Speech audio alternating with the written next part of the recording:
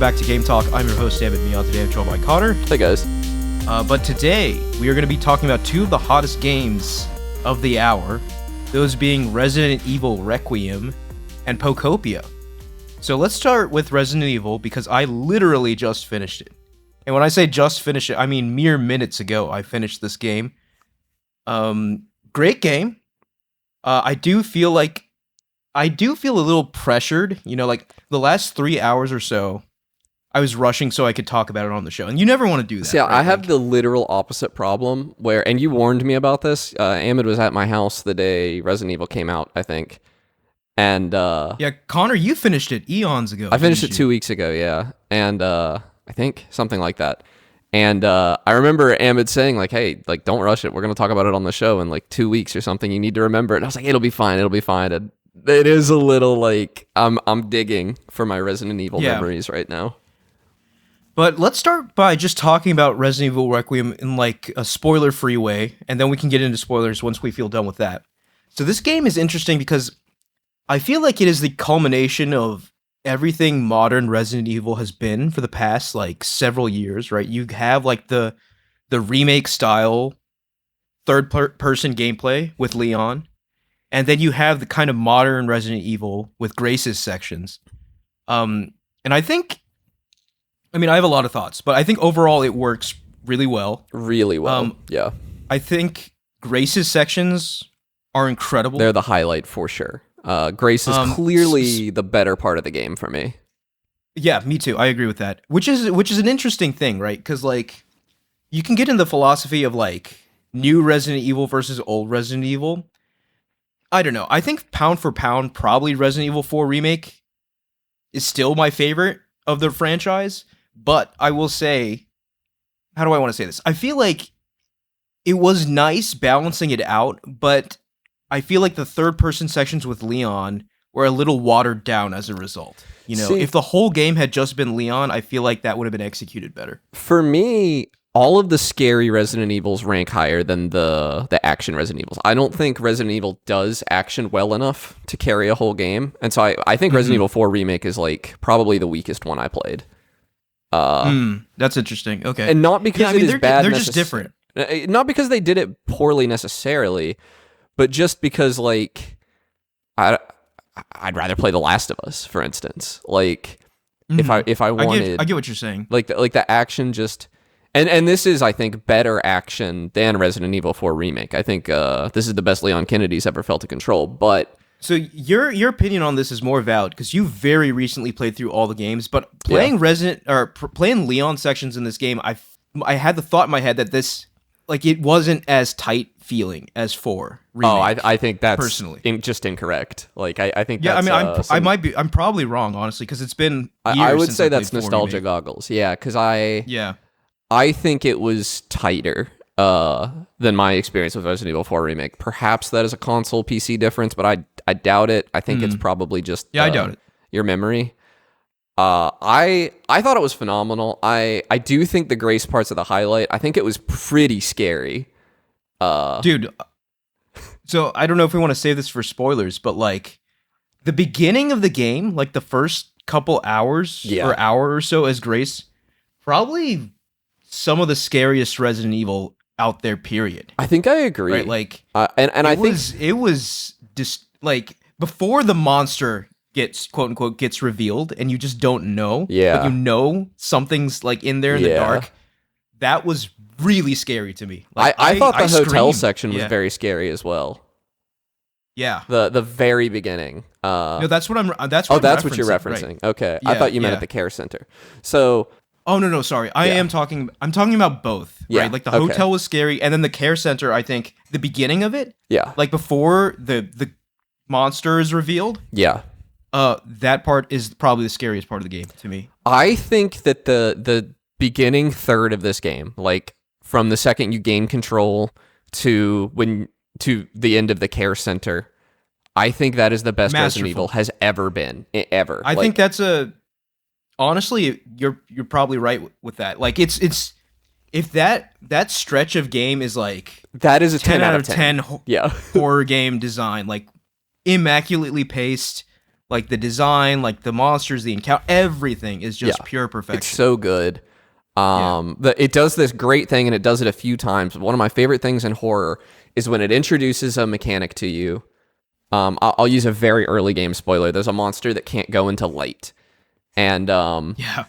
and it like, okay, stay in the light, problem solved. And then it just kind of puts you in a fear factor-esque scenario where it's like, no, you have to go out of the light, like strategically. You have to go, and they do brilliant, like they play with it in such brilliant ways too, because like, okay, like there are times when you reach a light room and you're like, oh, I'm safe. Then the lights suddenly flicker and they shut off, and it's like, nope, Nope. Oh no, you are not safe. You have to run for your life right now. And then I just think, as like someone who's not that into the action parts of these games, I actually thought the first few sections where you play as Leon Kennedy felt amazing, because it was like this catharsis. You're kind of playing through a section that Grace has already seen, and like you've been so powerless, but now you can just kick ass through these sections. See, that's a great perspective, and I do agree with that. But I felt that, but I also felt that those early Leon sections were a little cheaper.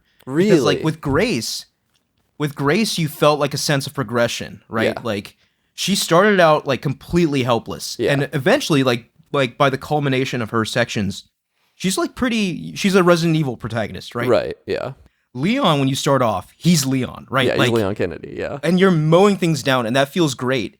But like, I did find myself missing the Leon of Resident Evil 2 and 4, which, like they were action games, but they were like survival horror action games, right? Like 2 was more on the survival horror. Yeah, 4 was more on the my action, but there was perspective is- still, yeah. This was only a little more gratuitous than 4, in my opinion, because like right off the rip in 4, you're roundhouse kicking zombies, right? You are, so, like, but in 4, I never. So let me put it this way: in Requiem as Leon, I never felt constrained by resources, even once. Never, ever.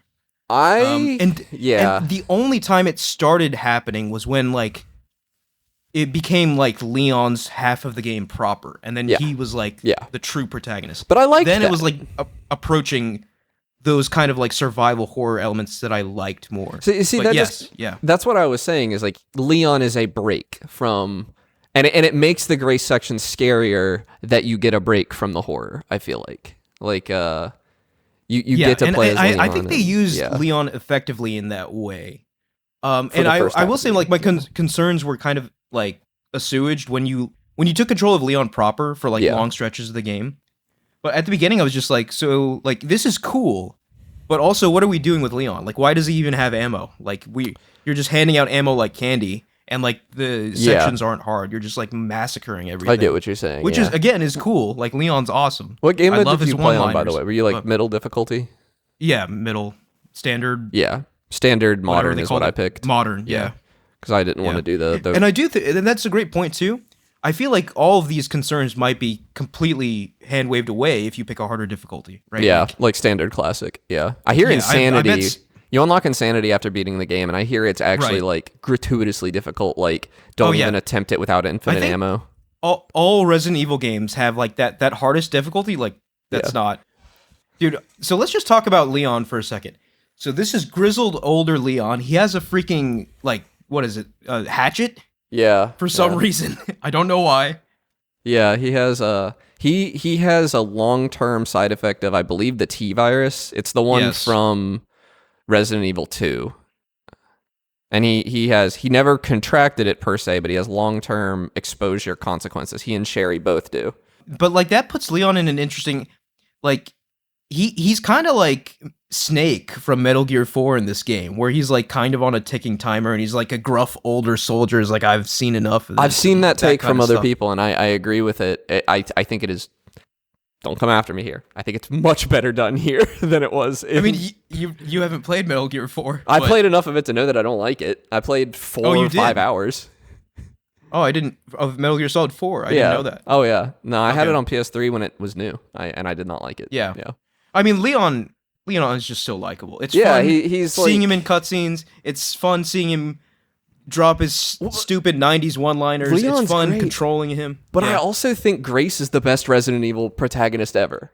Oh yeah, so I mean, we're kind of all over the place, but I Yeah. agree with you. I think she's fantastic. Her voice I think actress, the actress did a phenomenal job. it's I somehow think she, so grounded despite being Resident Evil. Like yeah, you feel like it, even like I'm a difficult person to scare in a game, but I'm feeling how scared Grace is in these sections. And I really like there's just something the actress does with her, like she's like whimpering and she's and stuttering and like short of breath, and I do want to point out one weird misconception I keep seeing. I keep seeing people wondering why Grace is so I guess incompetent is the word at the beginning of the game if she's an FBI agent. She is not an FBI agent. She is an FBI analyst, which is a desk job. Like yeah. yeah, that's why her And gun's plus, in her even purse. if she was an FBI agent, what part of that equips her to deal with zombies Well, the same way Leon does? Leon was a rookie cop in Resident Evil 2. He had not had his In first 2, day yet. yeah, but like you look at him in 4 and now in Requiem, he's like, Right. dude, I saw this take online that made me laugh so hard. It was just like, if Leon was in the Last of Us universe, he'd have that stuff wrapped up it'd by be- mid-afternoon. Like everything would be solved. Yeah, like, No, the cordyceps are genuinely like so much smaller of an issue than something like Las Plagas. Like yeah. Chris Redfield too. But Yeah, so just highlighting. So let me talk about Leon a little more. yeah. Like I just love how unabashedly action hero goofy a lot of his sections are. There was a part of the game, it wasn't even a cutscene, just kind of organically happened, where I clashed chainsaws with a zombie. Yeah. Like I'm just like, this is the dumbest thing I've ever seen. This is the first game Leon love gets it. to use his own chainsaw. He's been getting torn apart by them for Oh yeah. 20 years now. One thing that they get, I don't think this is a spoiler, so I'm going to say it in our non-spoiler section. They get the zombies the zombies in this game are better than any game since RE2, and I would say they're a little better than RE2 because it stops doing this later in the game, but up through the care center, I don't know about every zombie, but most of the zombies have names and like stories about them that you can find by reading the documents and stuff around the care center. Like there are 2 singers that both have separate personalities and behavior. There are like Those were great enemies. and there's like explanations in the, and I don't know if you read this, Amid, because you said you weren't as into the story, but I was deeply engrossed and I was reading everything I could find. And it explains like a little bit why each zombie is the way they are, and it tells you a little bit about their behavior. And if you're paying attention, I think like some of that behavior can be used to manipulate them to make your time easier Oh wow. through the care center. That's cool. Which is just neat. I really, no, I didn't try that because I didn't realize it until I was 8, so I may be lying. But I got the impression that you could use their tendencies to manipulate them. So let me ask you. So in this game, the game recommends you play first person as Grace and third person as Leon. Did you adhere to that? I did, yeah. Yeah, me too. Like I saw some people saying they just like, the Resident Evil purists are like immediately switch to third person. Like whatever the game tells you is irrelevant. I get it, because and Grace is I very tried pretty. it just briefly and her hair rendering. Yeah, the is hair great. rendering is nuts. Yeah. It was distractingly cool. But I tried third person briefly as Grace, and I was just like, her sections work so much better in first person. Like it's not even funny. I have seen some weird complaints because there are things like I don't think the FOV is adjustable in first person, and I get why people might not like that. But my counter to that is like, if you were running your Quake Pro FOV, the game's not as scary. Like the more you can see, the less scary it's going to be. It really creates, and I guess it created motion sickness for some people. So I am sympathetic to that complaint, but I'm also someone who's very prone to motion sickness, and I didn't experience that at all. I don't know what more I have to say gameplay wise. I think they nailed it with Grace. I just love that first section. That first section, it's such a brilliant callback to the police department. I feel like Department, it's very yes, similar, I agree. but Yes. not in a way that felt. I guess it does feel derivative, but it feels iterative, not derivative. I guess like it feels like a growth of that. But I wanted more of that. That is exactly what I wanted from this game. I do think this game. So I have a couple points. So one, I do think this game continues the almost trend now of Resident Evil games being like kind of front loaded with all the goodness. Like in 8 it was Dimitrescu Palace, whatever, Yeah. or Castle Dimitrescu. In 7, I feel like the mansion was most people's favorite part. 2, I don't feel like had. Well, no, the sewers were pretty bad in 2. Yeah, Police Center in 2. Yeah, That's like to this day talked about. But it feels like, weird to even complain about that because the rest of the game is still good. Right. It's just not. It's still very good. Right. But like, imagine a Resident Evil that maintains that throughout. That would just be like a 10 out of 10 game. Yeah, it would be. But like, it would maybe be my favorite game ever. Yeah. But and the second point I wanted to make, gameplay wise, and I don't know if you picked up on this, Connor. Maybe not, because like you're not as into these games as I am. But I thought there was a clear Last of Us / Naughty Dog influence on Leon's sections of the game, specifically when he was like exploring in the city, like that exploring like that skyscraper that fell down. Right. I was just like, this is them kind of taking some inspiration. From those think games. that. I also thought it was a bad thing. Well, for one, I think they didn't execute it as good as Naughty Dog, but like, I thought like it was a clear and like, especially with like, Leon on the motorcycle too. That kind of felt like an Uncharted kind of set piece almost. Like it was less control than an Uncharted set piece, which we can get into. I was like, okay, these guys are like, and this is new for Resident Evil and Capcom, right? Like they never really this game attempted kind of like these big grandiose set pieces before. I read somewhere that this game started development as an open world game. Yeah, and I think the section you're talking about, which I don't want to get into spoilers, but the section you're talking about, I think, is the weakest part of the game by like a lot.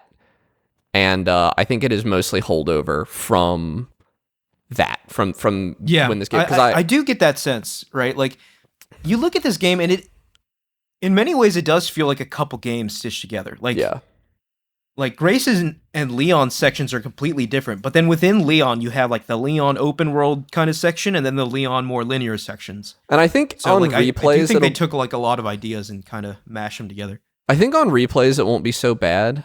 Actually, there's a totally different section that I think will be the worst on replay.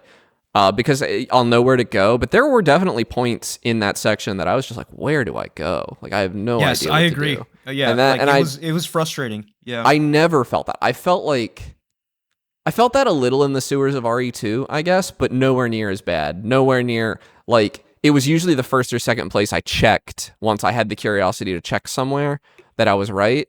And in this section where you're playing as Leon, one, he walks so slow. And two, like, so it took forever to check. And there's also nothing happening while you're checking. If you're backtracking in this game, nothing happens. There's no... Yeah. Like, as Grace, when you backtrack, there's probably still enemies there, and it's scary. As Leon, you that's kill... The brilliant thing about Grace is, like, with Leon, you backtrack, and, like, say an enemy shows up, you're Leon, you can handle it. Yeah. With Grace, when you backtrack, and, like, one of those corpses that you killed, like, comes back, you're like, all of a sudden, I'm not prepared to handle this. I have to scramble, find resources, I need to solve this problem. It becomes way more tense as Grace. Leon's gameplay, I think Grace gameplay may just be easier to make for that reason, because Leon is like, if you are not doing it perfectly from a development perspective, it can get tedious to me. Yes, I agree. Yeah, because it was so easy, but as long as cool stuff was happening, I didn't care. I was having a good time. Right. But the second I'm like trudging through an environment I've already seen, and I've been there for over an hour, I'm bored. You know, that was kind of. I have to wonder if this is maybe the beginning of like the next evolution of Resident Evil, where they take the action and the horror concepts and put them in the same game. I really hope so, because I think it worked really well here. Yeah, and it worked well, but I feel like there's room for improvement, and I would be ecstatic to see them follow up on this and like improve that concept even further. I am a little... Apparently we have Leon-focused DLC coming, and I'm a little worried about that. Yeah, there's a pretty substantial story DLC coming, apparently. So... We'll see. And, I think DLC for Resident Evil has never been all that, right? So I guess we'll see. I mean, I'll be buying it. I'm on board. I'll check it out in this game. Yeah. I think maybe we're ready to jump into spoilers now. I think so. So the first place I want to start, right? Like should I just give a quick story synopsis? Yeah, let's do that. Yeah. So you start out as FBI analyst Grace Ashcroft, who an old Umbrella employee and scientist, Victor Gideon, is looking for, because he is obsessed with Spencer, who is like the guy from Umbrella, the guy who made the viruses and everything. And he believes that Grace is some perfect creation that Spencer made that is the key to Elpis, which is, he believes, a super virus that is going to help him mind control the world. Leon Kennedy is sick, Sherry is sick, so they're both hunting down these bad actors to try to find a cure, and also because that's what they do. And that's kind of where we start off. Yeah. Yes. And so you start off as Grace, right? You do start off as Grace at the hotel. You start off as Grace. And very quickly, right, like we alluded to this in the previous section, but the beginning of the game with her is some of the scariest Resident Evil has ever been. Yeah. Because, like, one, you're completely helpless at this point in the game. And two, they just do such a good job of creating fear of the unknown, right? Like, because, like, I feel like once the girl was finally revealed, I could breathe a little easier. I was just like, okay, I at least know what I'm dealing with. But by the way, they use the girl so effectively in all the horror sections of the game. Especially at the beginning of the ward, when you're exploring kind of in the dark, you just have like your little lighter as a source of light. And so good. You don't quite know it yet, right? But every human instinct inside of you is screaming, do not let the lights go off, right? You don't know it yet. And like you find like a note later basically telling you like something's watching you in the dark. But even before that, like just through like the subtle cues of the game design, you know, like you do not want those lights off. Like it was like a primal kind of fear. And I thought they executed that so well. And that entire section, like before the girl actually shows up, where you're like just slowly but surely making your way through this like dark ward with like very little light. Yeah.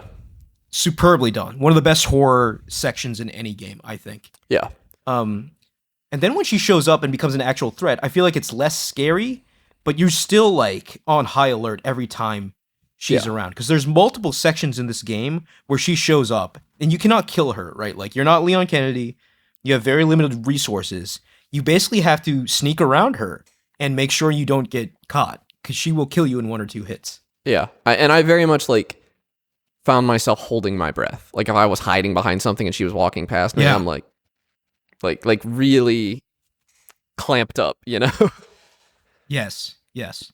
And that was great. And then, what did you think? I think one of the coolest sections in the early game is there's a little blind girl who you save. And that part was scary to me too, because it was unclear to me why she was locked I thought up. for sure like something was freaky was gonna happen with her. And she looks pretty scary too, right? To be fair. But she's also just a little blind girl. I think her name's Emily. Yeah, she is. Emily, yeah. And you have to carry her, which makes you even more defenseless across the map. And then you do that, and she's solving a puzzle for you, which, insane how long it takes you. That puzzle's not very hard. It takes her forever to solve. Yeah, like, she can read Braille fluently, Braille, and it was in Braille. She had to read, like, 3 words. Yeah. It was like, what are you doing in there, girl? And it takes her minutes. But this is like a section of Grace where you're really wishing you were Leon, because like you're actually fighting like waves of enemies as Grace, and it's very difficult and very scary. I actually failed it the first time, which kind of erased the tension. But yeah, I remember what you're talking about. It was hard. Yeah. And then this and it's a great character moment, because then a monster comes and takes Emily, and Grace kind of has to be like, no, I'm not. Step up. I have to go get her. Like, I'm going to do this. And that was so weird for me. I'm like so split, because I'm like, no, she's a monster probably. Don't go get her. But this was a cool moment in the game, because at the beginning of the game, I thought the contrast between the two protagonists was so cool, because I am more brave than Grace at the start of the game, but I am less brave than Leon, right? I'm sitting somewhere in between these characters. By the end of the game, I'm not so sure that I could say that. I think Grace might, Grace, lap me. She really grows. Develops. Yeah. And I just think that's really cool. Yeah. I know we discussed this in the previous section, but like I think I would like it more if the Leon sections at the beginning of the game were longer. See, Because like it almost felt like there were just like small interruptions to the I Grace thought gameplay. they were Like, perfect. Like, especially the section where the helicopter has crashed and Grace and Emily are in the church and you're Leon with a sniper like covering them. that was great. Yeah, I think that is like but that- one of the best sections That was in the game. significantly like I'm talking about like more towards Like the the beginning. street and the It cuts to Leon and you play with him for like 5 minutes, maybe even less, and then it's back to Grace for another hour. Or so. I Like, agree it a did little that bit. I couple feel like times those sections may have only been there so that they don't have to give you a tutorial for Leon later. 4 hours into the game. Yeah. Yeah, I it also did kind of there's- feel that way. There's some weirdness to Leon's sections as well, because as I'm playing Grace's sections, I'm thinking like, this is really good game design. This is like, it's not holding my hand. I'm having to intuit some things. And that's great. But then you're playing as Leon and you're like 6-7 hours into the game. You're at Raccoon City. Raccoon City looks like an Xbox 360 game in like its brownness. Yeah, they also patched it. This is after you beat Yeah, they it, took or the ray patched it tracing to out, Switch yeah. off ray I tracing. think that's only yeah. on PlayStation though.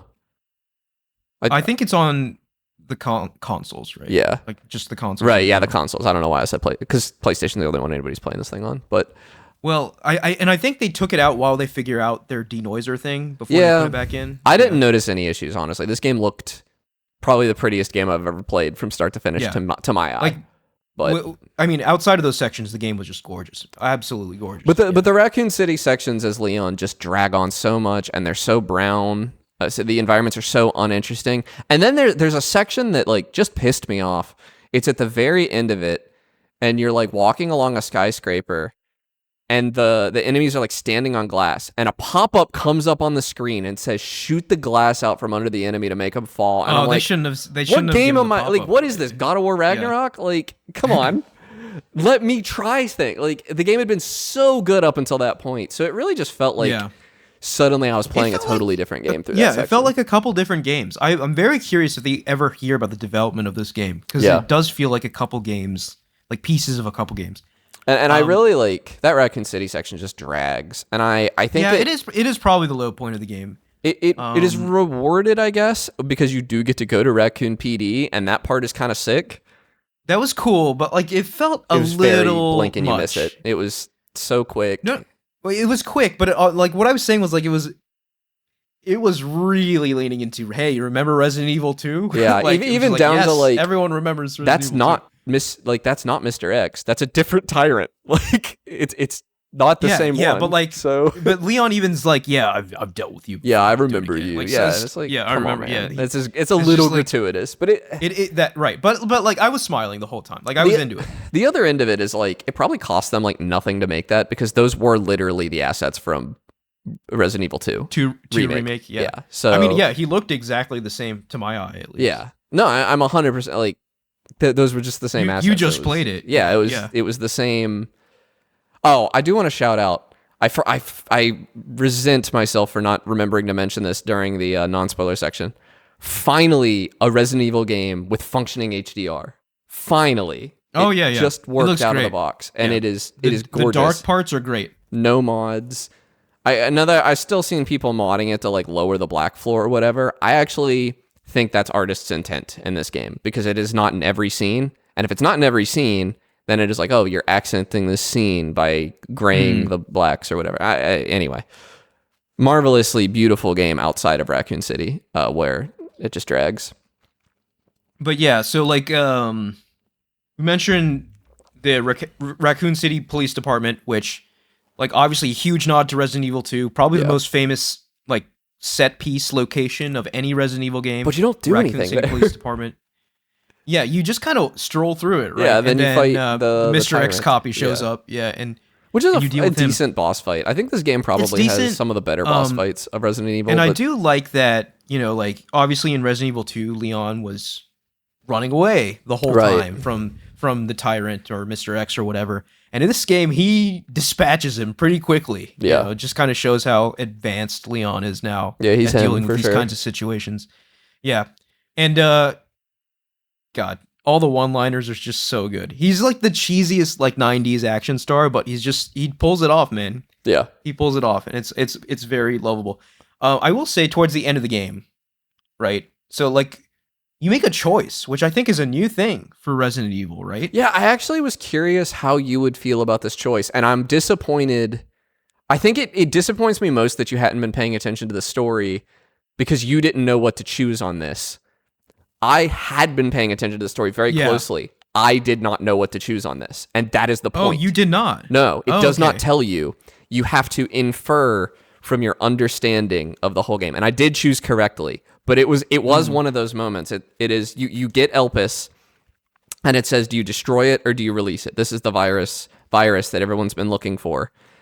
And you essentially have to decide whether or not you believe Spencer died evil, I guess. And yeah.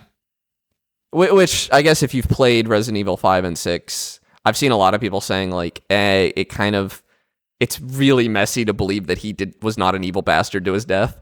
But if you just look at this game and like everything you've experienced, you find out that at the end of his life, Grace Ashcroft is a baby, a totally normal baby that Spencer adopted and started raising at the end of his life. And he called her his hope and his requiem, I think, which is a callback to the name of the game. And the last thing he ever worked on while he was raising Grace was Elpis. And you have to wonder if he would want to tie this baby that he thought was like the only good thing he'd ever done. Right. Would he want to tie her to something that would destroy the world? And you have to sit there and wonder because he did, whether or not he was capable of doing one good thing in his life. Right. And I was like, really? I was like, oh my God, I don't know. I could be about to doom the world, but I could be about to save Leon. And you do not know. And I think that's really cool. It really makes you go, it makes you make a decision on faith. And I love that. There is a very clear, like, one is canon ending. Oh, yeah, right? Because they just blow Leon's brains out if you choose wrong. Yeah, like, if you choose wrong, Leon just dies. Yeah. Like, there's a Leon DLC coming out, so clearly it's just the wrong ending. Which is interesting, right? Like, I don't know, like... I hate that. In nine games out of 10 that just give you a decision at the end of the game out of nowhere, I hate it. Yeah, I think it works gonna, like, so why well didn't they, here. Yeah, I don't know. Like, maybe if I had paid more attention to I think the if story, you but I had... was just like, just continue the... Because if you story aren't thing. paying attention, the answer seems obvious, and that answer is wrong. Like what happened to you. Yeah. But if you are paying yeah. attention, it is clearly not obvious. And you have to stop and think for a moment. And so that's why I hate that was your experience with it, because I think that is one of the best moments in the game. It's unfortunate because, like, I'm looking back because, like, today, right, like, before this episode, before we started recording, I started from Raccoon City Police Department to the end of the game. Oh, wow. Right? Yeah. And that was actually more game than I was bargaining for. Yeah. So I was That's rushing. Like 6 hours if you're playing fast. That, right? Like, and every time a cutscene came on, I was just checking my phone, like, at the time and stuff. So I was just, like, really stressed trying to finish this game for the show, which, by the way, I hate doing that kind of thing. Yeah. Like, I love playing video games at my own pace on my own time, but we did agree to do this episode on Resident Evil Requiem, and by Friday, I had not finished it. I was like, okay, I need to, like, do my work and then play Resident Evil Requiem. If you had texted me sooner that you were rushing through the end of the game to do the episode, I'd have told you we should just do a Pokopia episode, but... Yeah, I don't know, but, well, like, obviously, like, the last few hours of the game, because of my experience with it, weren't, like, the hottest. But, like, overall, I really enjoyed my time with Requiem. I will say, though, like, the last section in, like, the arc at the end, like, it basically just turned into a pure action game at the end, which is fine. For my money, that was better than the Raccoon City section, though. It was. But, like, imagine a whole game. And this is why I rate 7 so highly personally, is because like the whole game is survival horror. Right. Really. I agree. It never turns into an action game. And that's why 2 is so high for me too. Yeah. Even 8 2 does right, like at the end, yeah. Even 8 becomes actiony like very 4, early. Right? Like, yeah. Yeah. But like 7 and 2, these are like survival horror basically from start to finish. The reason this game works so much better than 7 to me is just that Grace is a normal girl, like versus Ethan, who reattaches his arm. Regenerates or whatever. The other thing I will say, and I think this is a first for the franchise, I haven't played Resident Evil 5 and 6, but you're fighting people as Leon. Yeah, that is a first. Yeah, and that really threw me for a loop. I actually Googled it when I saw them. I was like, "Have you ever just killed a guy in Resident Evil?" Yeah. And like like towards the end of the game, they send like the elite kind of arc guards after and you. they're tough too. I mean, it turns out getting shot with a gun is bad for and they're you. like, they're armed, right? So it basically briefly turns into like you're fighting actual like armed people, like a third-person shooter. Which there's actually like a huge. I guess it's technically a theory, but the elite guard you fight, like the boss guard, he's apparently a guy called. That was kind of a dumb fight. Yeah. He is apparently a guy you've played as in DLC before, and his name they call him Hunk, and I don't know what his deal is, but he is that was just gratuitous it's so fan goofy, service, man. Like, yeah. It's like they both are like, all right, we both have hatchets. Let's have a hatchet duel. It also like, didn't land for me at all because I don't know if I was like weirdly over prepared or something, but I just worked him. That boss fight was so easy. But like it was just it just felt kind of out of place. It's just like, all right, just parry this guy's hatchet a few times. I kind of felt the same way about and you couldn't Krauser even shoot him. 4. Did you try shooting him? No. He like does the Matrix like Neo dodge. That's cool. If you do, that's funny because he is just a normal guy. Yeah, it's just like, but that's he might have like the enhancements that Xeno had. Now that I think about it, but and that right there is how like the lens through which I view Resident Evil. Like when it's not doing like masterful survival horror, it's basically like a Kojima action movie to me. Right, that's how I see it. Yeah, and I'm on board. That's why I liked this game so much. Is that it was like I didn't have to. If this game had come out and just been the action, I would have been a little sad that it didn't have the horror. And because it had both, I was able to just enjoy the action. I don't think Resident Evil could ever go back to just action, right? Like that almost feels like too much of a step backwards. Like Resident Evil 4, it was a time and place when that game came out, right? Yeah. Like the kind of like it was action horror, like more tinged on the action, but like I think it was a masterclass in like pacing and like being what that type of game and what that did to the industry. Yeah. But like if Resident Evil 10 is just like Leon shooting dudes I for just the don't entire think game, that's a possibility. it can't. It feels like such a step backwards.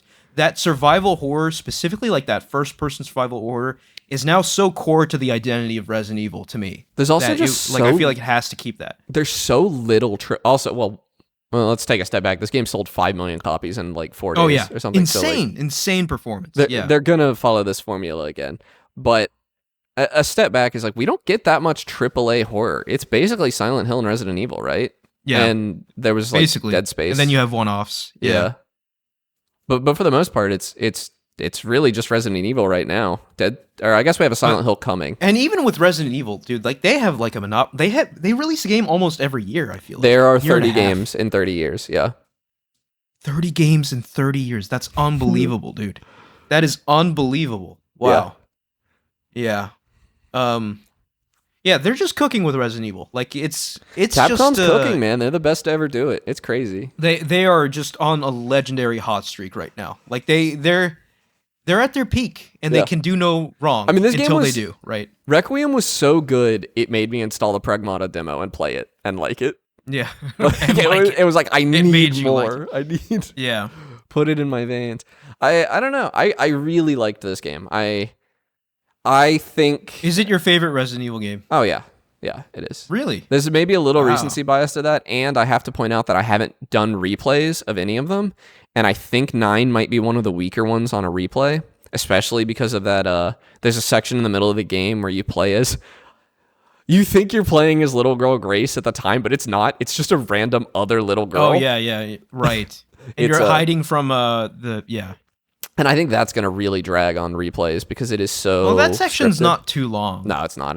But like if you're speedrunning, it's going to feel really slow because it is completely scripted. You are completely beholden to the speed of the enemies in that section.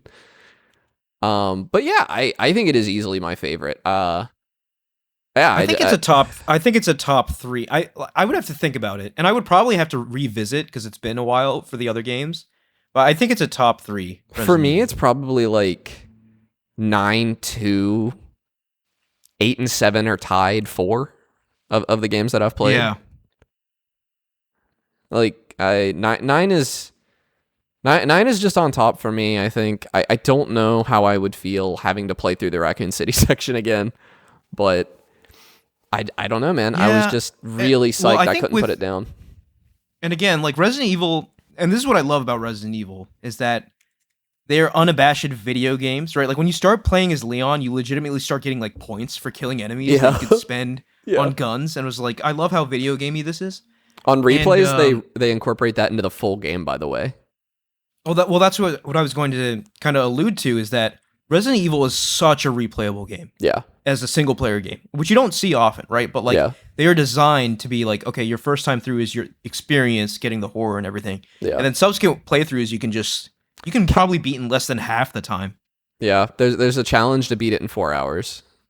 Which is Wow. yeah. Well, It took me 4 almost 12, I think. Yeah, that was to about the beat it. same for me. And 4 was like 4 is an easy time to hit if you're speedrunning. Like that is an anyone could do it is 4. If that makes sense. Yeah. So like a proper like if you're really getting good at it, you could probably get down to like 2.5. Like really zoom through this game. I don't know. Capcom likes that design though. That's how the Devil May Cry games are. The first playthrough of a Devil May Cry game is practically a tutorial for your repeat playthroughs. Their game design is just top notch, right? Like, 'cause like a lot of games, you think of your typical single player game, right? Like, I'm only gonna play God of War Ragnarok once, like maybe one more time in like 10 years or something, if they ever Right. like update it or remaster it or whatever. But like these games are designed to be played over and over again, which is why like I really genuinely do not understand the people complaining about the length of this game. I thought lengthwise I thought it was perfect, yeah. perfection, 10, 12 hours. right? Like yeah. 10 to 12 hours. Like, Now, I wanted more. If every video game is that length, I would be a happy dude. Yeah.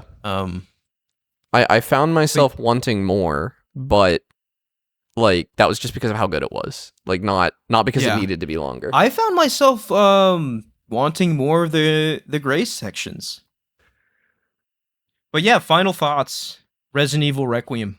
I think it is masterful. I think it's the best Resident Evil game. Obviously, I haven't played all of them, but I feel like I've played the good ones, like the best ones. You play the good ones. I hear Code Veronica is pretty good, but I don't think it's like a top 5. I also or think it's top the next 3. remake, so I don't really want to go back.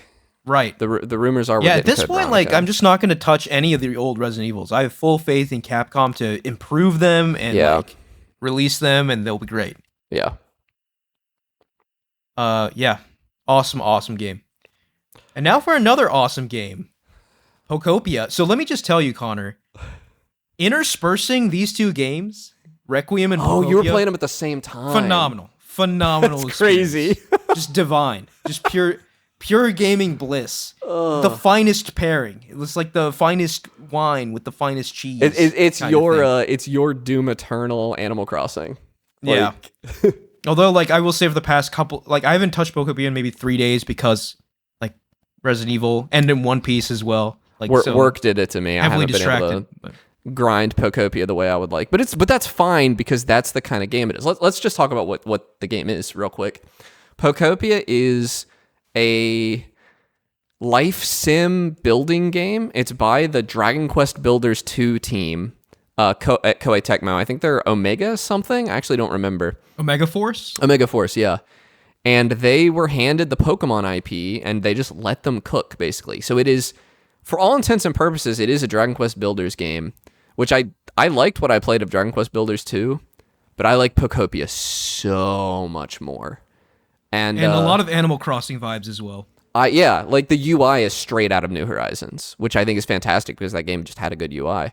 I really think, I think the Animal Crossing team is sweating right now, I feel like, because this game, This is a Megaton game. This game, it's the Switch. we were talking about Switch 2 not having a console seller. Here's your first console. I seller. 100% agree. This is the game. People are bending over backwards to buy Switch 2s for this game. Like specifically. I have obviously been more tepid than you on Switch 2. I never hated it per se, but I did like where's the game that I can pick up and play every day? How does this device fit into my life long term? This is it. This is a game genuinely. I picked it up. It took less than a year for minutes. Nintendo to come out with something like this. Yeah. You know? And it's just And it just to speak to the technical competency, I know it's a Pokemon game, so you might be worried about that. The only limitation no I reason to know worry. of, Yeah. you only get 20 Pokemon out and about at the same time. I think that I think you can per have area.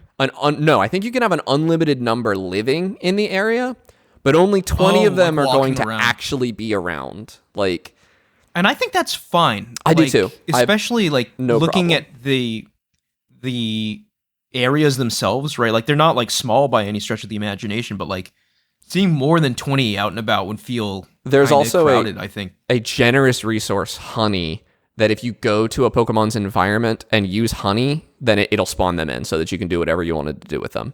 So they're always Okay, available to you. You just might have to use a resource real quick to get them. And I'm swimming in honey. Like it's extremely plentiful. Yeah. And I just love this game. It drops you in a post-apocalyptic fuchsia city. Yeah, that's an interesting one, right? Like it's a post-apocalyptic game, right? Like Unabashedly, unapologetically. it's, all the humans are gone. The Pokemon are wondering where they went. No, nobody and, died like, they're in this apocalypse. kind of rebuilding their society. To be clear, it is made clear very early that the humans are just gone. They're not dead. I mean, they might be dead. No, you learn where they went. Oh, interesting. This is a story game. If you're playing through it, yeah, there is a story. Yeah. And what's really funny about the story is you, the player, are learning the story, but canonically, none of the Pokemon can read. It is all through text that you learn the story. It's all like reading books you find and stuff. And Ditto can't read. It says in item descriptions. It's like, this probably says something important. I'll never know. Yeah, you play as a Ditto, by the way, in the shape of your human. Yeah, which is great. Adorable. Adorable is the word, dude. This game is so charming, effortlessly. It's so cute. Yeah. All the little Pokemon have their own little personalities, and like they all talk to you, and like it is tailor-made for a very specific audience, and that audience is a large swath of people, I think. Yeah. Like a lot of people are going to be into this kind of game. And it's really like these guys came in and they did Pokemon, in my opinion, better than the Pokemon team has done it in like 20 years. Like, Pokemon has not had this level of charm in a long time. Yeah, and I think critics, people agree with you. This is the highest rated Pokemon game, like on Metacritic at least. Yeah, and then they also did Animal Crossing better than Animal Crossing has done it in 20 years. I think if I'm picking between the two, I pick Pokopia for sure. I think it is because just I feel like the NPCs in an Animal Crossing game are so shallow, and they're not terribly deep in Pokopia, but like just an instance. There's one example is like I ran into Charmander and Paris talking about what they want to be, like how they're going to be when they grow up. And Charmander is talking about becoming a Charizard, like with written text about flying and stuff. And Paris is talking about becoming a Parasect, and they don't know. But if you've read the Pokedex entry, right, yeah, it's a there's little a messed lot up. of really charming interactions. Yeah, like that. Right, yeah. like where Pokemon are just talking to each other. They put in the work. They did, and there's a lot of Pokemon in this game. There's like 300, I think. There are a lot. Yeah, I don't know how many there are. I've only unlocked 3 environments so far, by the way. Is Pallet Town one of them? No. Okay, you have I Pallet don't Town. know. You just haven't gone there. Is it like called something else? Yeah, now? it's called Pallet Town. Oh, it is actually called Pallet. Yeah, at any point, I think from the very beginning of the game, the cycling road is in Fuchsia City, and if you walk along cycling road, you go to Pallet Town, which is like Oh, but the road's kind of broken, right? You can just walk it. There's nothing stopping you. Okay, yeah.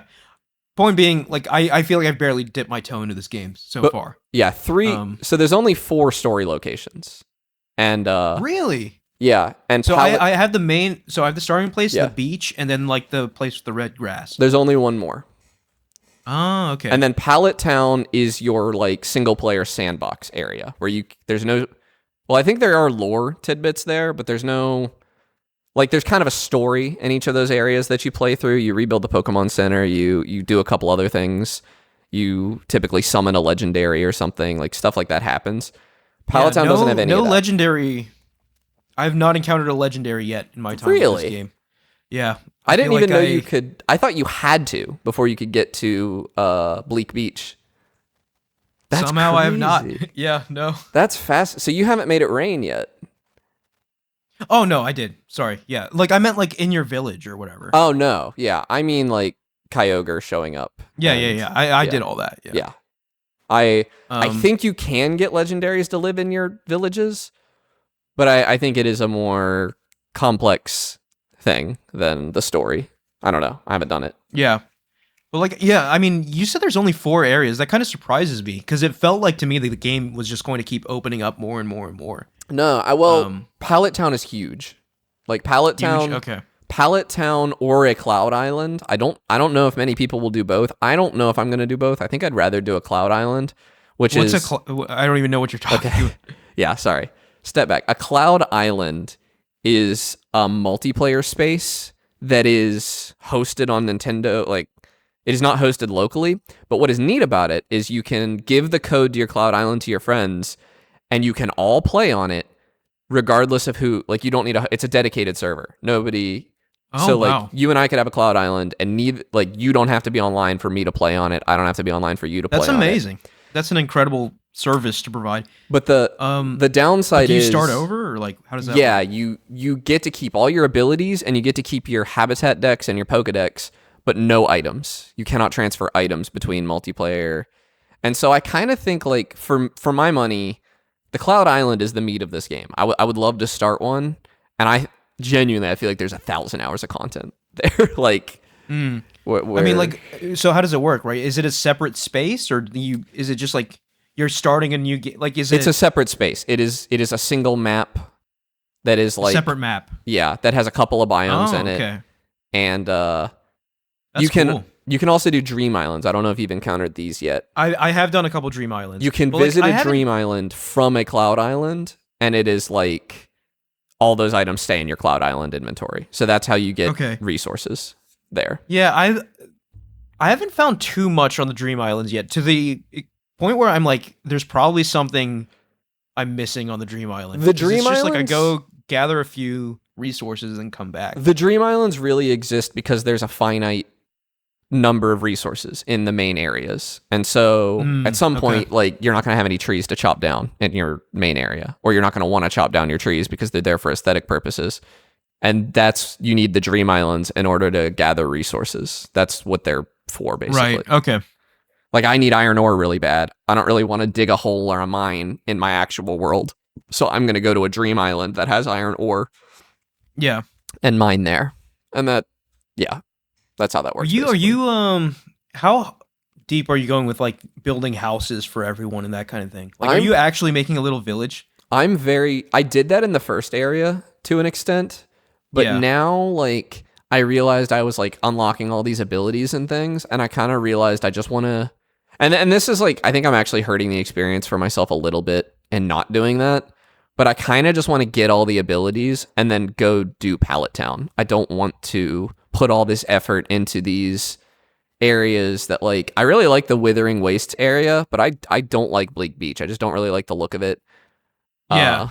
So I kind of agree so far. I kind of just want to get all the stuff and then go to Pallet Town, and that's where that's where the meat of the game is going to be for me. That's crazy because I didn't even know this was in the game, and you're saying Yeah. it's the meat of the game. I mean, it doesn't have to be. Like you can enjoy the story. This is a game you can really play however suits you. Like I watch a Yeah. streamer who he's just in Withering Waste, and that's like his main area. He really likes the area. He liked the Pokemon he got. And so he's just building there, but I prefer the blank slate of Pallet Town to repairing ruins, I guess. I just think it's more fun. So that's what I'm going to do. You can That's do whatever cool. you want. Yeah. It also I'm like eager to get to Pallet Town just to see what that's like all I mean about. there's just nothing there. it's just an empty It's island. just a blank skate. Okay. Yeah. Yeah. But like, are there unique Pokemon that you can get there? There are, yeah. I think you can Eevee is there waiting for you, and I think all the evolutions are Pallet Town exclusive. Yeah. I think like some legendaries, like I found some stuff that makes me think I could get Zapdos there, although I haven't done it yet. I do think Pallet Town is intended to be like if you're somebody who's only going to play this game for like 30 hours, the story is going to be the meat of the game for you. If you are someone who's going to sit down and play this game for a couple thousand hours, like I know some people did with Animal Crossing New Horizons, Yeah. Pallet Town or a Cloud Island is going to be 900 Okay. of those hours. Yeah, I mean, like right now, I feel like it's just for me where I am at with this game. It's too early to even think about that kind of stuff. I'm just Yeah. enjoying my time, like finding new Pokemon, um, repairing things, building things. I will say, for the most part, though, unless they ask me explicitly, I'm no building no house for you. You're a Pokemon. You live in the grass. I That's agree kind of with my that mentality. to an It's just like extent. you guys have lived in the grass for eons, and now you want to live in a mansion. Like, what's going on When here? I do my pallet town and I like do it, I will build a house for some of my Pokemon. It kind of depends. If they ask, I'll build one for them because that's what they want, Yeah. right? But like, I love that, by the way. Like, this is a chores game, and like, I don't know. I think one of the major problems Animal Crossing runs into is that there really is just like nothing to do once you kind of like the look of your island. And this game does just give you chores. It's like, hey, give me these berries, get me these vegetables, get me like I Yeah. want my house to have X, Y, and Z and stuff. And every Pokemon wants stuff. And there's 300 some Pokemon. I actually don't know. I hope that That's number's right. yeah, I mean that's a lot, right? Like I feel like I've barely scratched the surface, you know, like I maybe Could you look real quick? 20, Well, 20 to 25. Do I I don't- want to know though? yeah, guess- it might yeah, be I guess spoilery. I know there's I over guess it doesn't 100. matter. I know for certain there's over 100. So, Let's see. Let's just do it right now. okay. So if this is a spoiler, you're right, by the way. Yeah. Over 300. Okay. And That's crazy, man. awesome. I do think one thing That's is funny, insane. which is like most of the early game you're getting like these small Pokemon and everything. And I had just RNG. I had a Charizard show up. And No I'm like, way. bro, you don't fit I had in. something similar with a Venus. I had a Venusaur show up on my first kind of area. Yeah, and I'm like, dog, I'm hanging with like Charmander, Squirtle, and like you're too big. Yeah. You do not go home. You are not welcome here, bro. you're too big. You once you get them though, they're there, right? You can't like make them go away. You can move them. You can You can move them, yeah. I don't know if you can do this in between towns, but I know you can grab any of your Pokemon from the story and bring them to Pallet Town, so they live there with you now. Mm-hmm. If you want to do that. And I know like if you have a goal, like I needed to build a Pokemon Center in Bleak Beach, so I had to go grab Onyx from Withering Wastes because I needed a Pokemon that could build. Oh. And I didn't make him live there. I just had him go build, and he did that for me. And that I was didn't know neat. you could like bring Pokemon from environment to You environment. can, and you That's can fast interesting. travel with them. If they're following you, they will fast travel with Yeah. you. And that's handy, definitely. I'm trying to avoid doing that because I do feel like each of the environments is like very intricately designed such that you don't need to do that. I do get that sense, right? Yeah. And like looking at the habitat decks, which by the way, such a fun way of collecting Pokemon. Yes. And it's configuring- so you get the gotcha Yeah. vibe, right? Like the good gotcha vibe where it's like, oh, the grass is rustling. Like, who'd I get? Who'd I get? Who'd I get? Right, yeah, yeah. And like if it rustles a few extra times, you know it's kind of more special. you know? Right. But yeah, looking at the habitat decks, I thought it was such that like certain Pokemon can only appear in certain places and therefore can only live in those places. Yeah. But your cat, is that your cat? No, Or there's is that a fire. That's an ambulance. Yeah. Okay. But yeah, maybe that's not the case. So like, and especially with Pallet Town, like if it's just like a kind of smorgasbord, you can bring anyone there. Yeah. And I feel like that might be like kind of an end game, right? Have everyone just live in Pallet Town in one. Yeah, I think. I Utopia mean, that I you think build. there will be people that get all 300 whatever Pokemon living in their pallet town, and that's like the goal. Yeah. That's something I'm kind of inclined. I want to do. I think that's. I think that's more of a Cloud Island kind of goal because like splitting that amount of work in half makes it way more palatable, Right. and I think it would also just be more fun. Like that was kind of my issue with Dragon Quest Builders was I didn't have anybody to play it with. And I do think like there is intrinsic reward to building these things and making them look nice for yourself, but I like sharing them a lot. Yeah. And I gotta point out the Nintendo Switch share functionality is improved. I actually shared a video from this game to our Discord because I was like enthralled by its cuteness. And I didn't know this, but you can actually just have your screenshots and videos you take automatically upload to the Nintendo Switch app and then share them from there. You don't have to do any Yeah. like, convoluted nonsense. That's pretty good. I reckon PlayStation's had that for a long time. Steam has stuff like Yeah. that already, but Nintendo did not have that not that Yeah. long ago. I remember having to They're, do some weird like share to Facebook privately thing to get right, it off my right, Switch. right. Their services are improving. They're getting better about that kind of stuff. Yeah. Which I mean, I feel like you have to, right? Like in 2026, you gotta kind of make sure that is as painless as possible. Yeah. Um, And this is the game for it, right? Like this game, I mean, just the depth of it. The Pokemon have so much character, not just in their talking, but like they'll go play with stuff that you put out in the environment. Like they will use yeah. the stuff and like, I'm taking a picture of that and posting it on my Discord. Like you're crazy if you think I'm not. Yeah. And I do really enjoy that beyond just like, yes, each Pokemon has individual wants. They have unique interactions with the environment and with each other. Certain Pokemon do like unique things for you. Like Gulpin can act as an ancillary storage. Really? I didn't know for that. you. That's sick. Yeah, he can store stuff like inside, like it's like he's like a mini chest. Basically. Interesting. Scyther will turn your logs into lumber or whatever. Right. Yeah. Fire it's- Pokemon will smelt ores for you or like turn clay into bricks. And like Drift Flim takes you to the Dream Islands. Like it's not every single Pokemon, but enough of them have like, oh, this is a unique thing only I can do. And it's like a unique mechanic. And that they all of cover them in have the game, which something is they cool. can do. It just might not be unique. Right.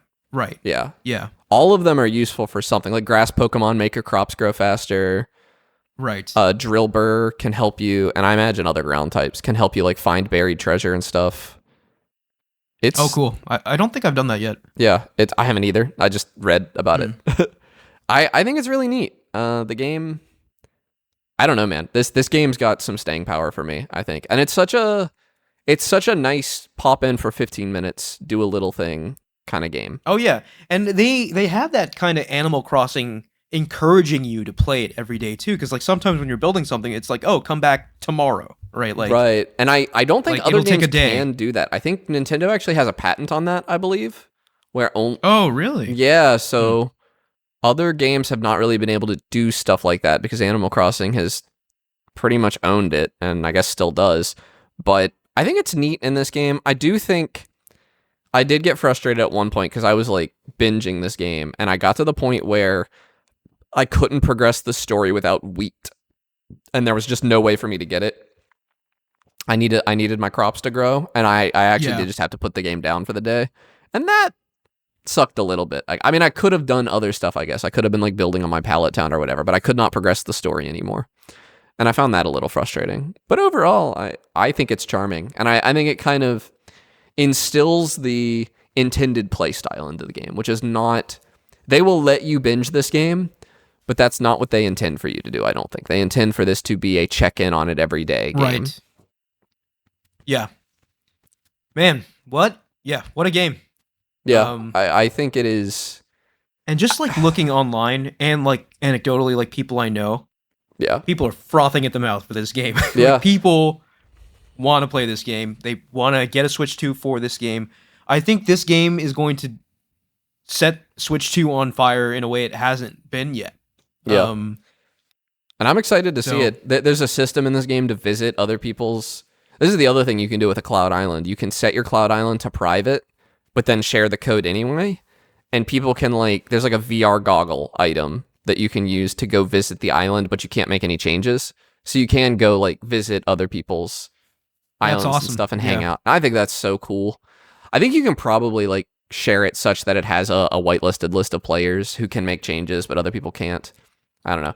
That's surprising, like that this is all in the game at launch. Yeah. This is a pretty well realized Animal Crossing game at launch. The first event is going on right now too. There's like a Hoppip that shows up, and he or she, I guess it's unclear. Once these spores, and you get like special items from them that you can use to build environments for Pokemon that there's no other way to get them than doing this event, which I think is neat. Now there will be That's cool.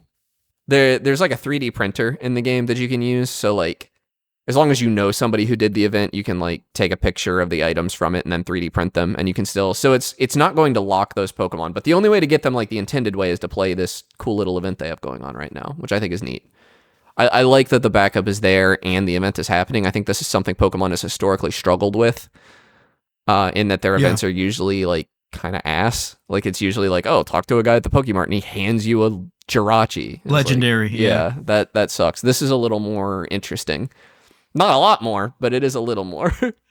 I also feel like this game is prime for expansions Yes. too. Like they could easily add more, Just add more like Pokemon. areas, more Pokemon. Like Yeah. the world's their oyster. They More really furniture. kind of nailed it for this game. Yeah. Right? Like obviously, like maybe they might want to cut it off and be like, okay, we're gonna make Pokopia 2. But like, we're for I sure really feel like Pokopia is like a platform they could just build on for a decade. we're for sure gonna get like the Wind and Waves Pokemon as either a free update or a Oh, DLC. yeah.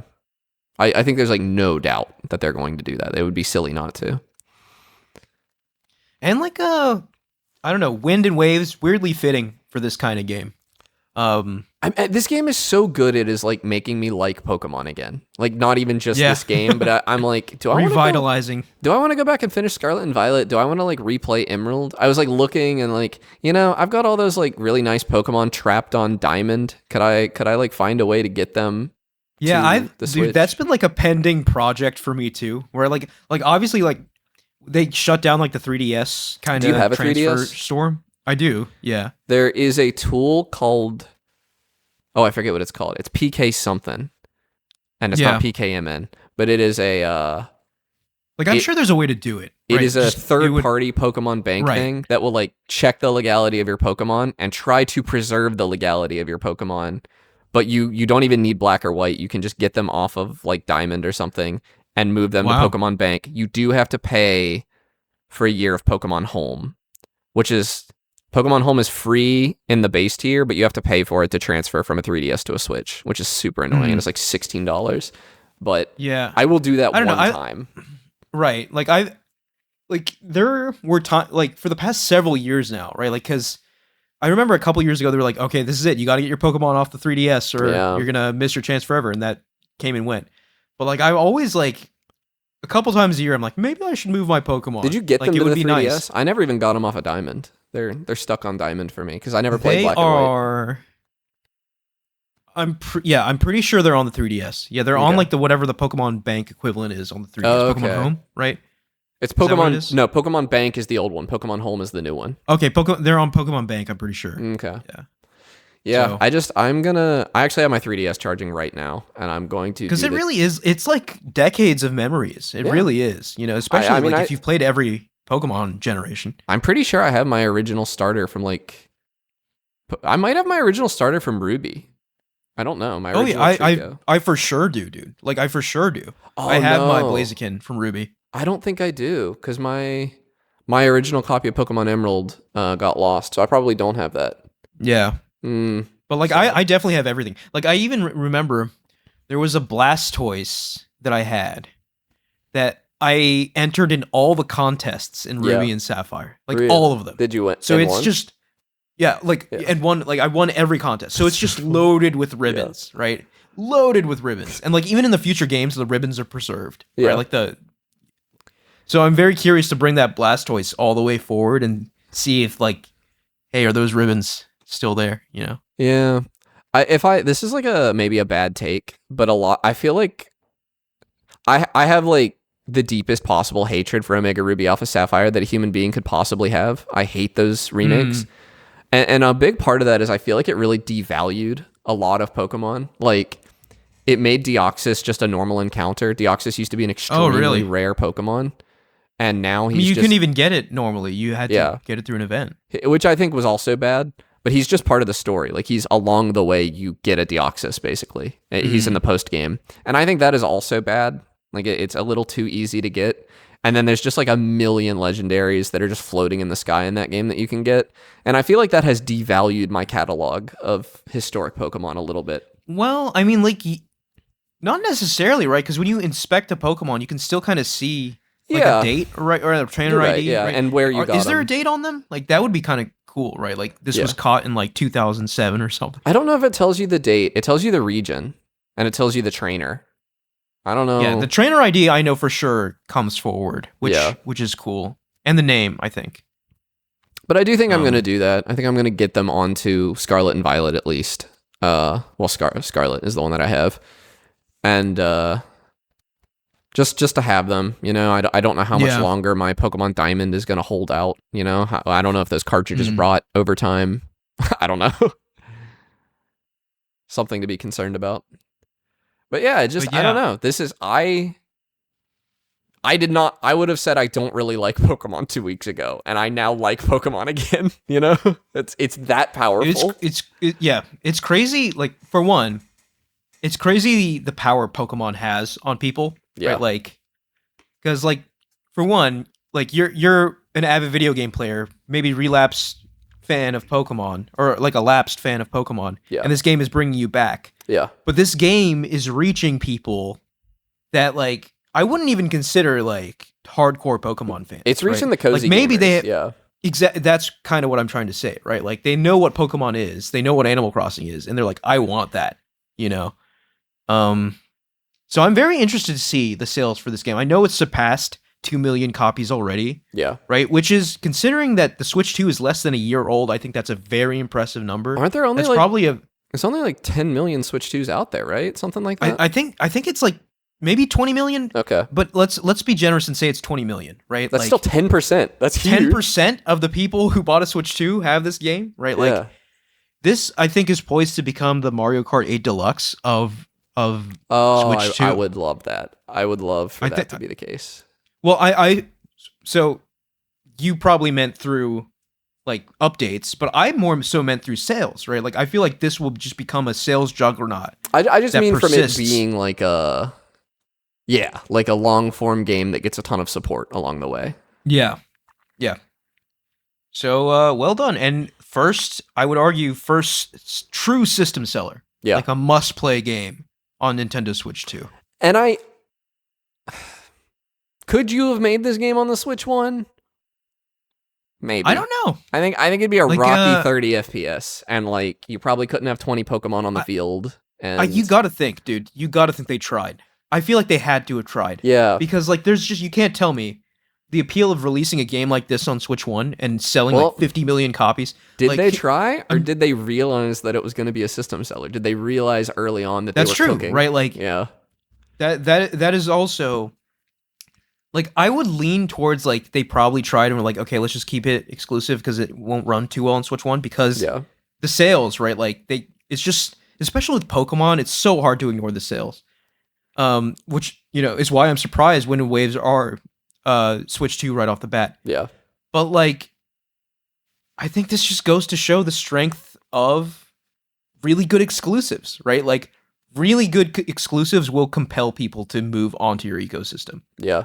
And I think that is something Sony is starting to realize again, right? With them starting to move away from PC, they're like, okay, we need to make our PlayStation something that people want to live again. Because I don't think it's not really staying that way right now. If that makes sense. Yeah, I think we're gonna have to discuss that at length at some point, but yeah, not that we haven't. But before, for now, but yeah, Pokopia and Resident Evil, both games deserve all the flowers. Are eating. Well done. These are both Game of the Year contenders, I think. Yeah, I think so, and I think we're in early, like mid-March, right? Yeah. So I think just game after game after game after game, year after year after year after year, like, we are just, we're eating well. So, all right, I think that's gonna do it. Do you have anything else to say, Connor? No, I gotta go play Pokopia. And I gotta figure out how to edit this episode because Mike was in it at some point and now he's not, and I have to cut and do all sorts of wizardry. But hopefully this episode will come out on time. But with that, thank you all for listening. You can follow us at Podcast Game Talk on Instagram, YouTube, TikTok, and Blue Sky. You can click the link in the description of the episode to join our Discord and talk to us there. And please like and review us on Spotify, Apple Podcasts, or any other podcast services you use. Thanks, Connor. Yeah, see you next week. See you next week. Bye.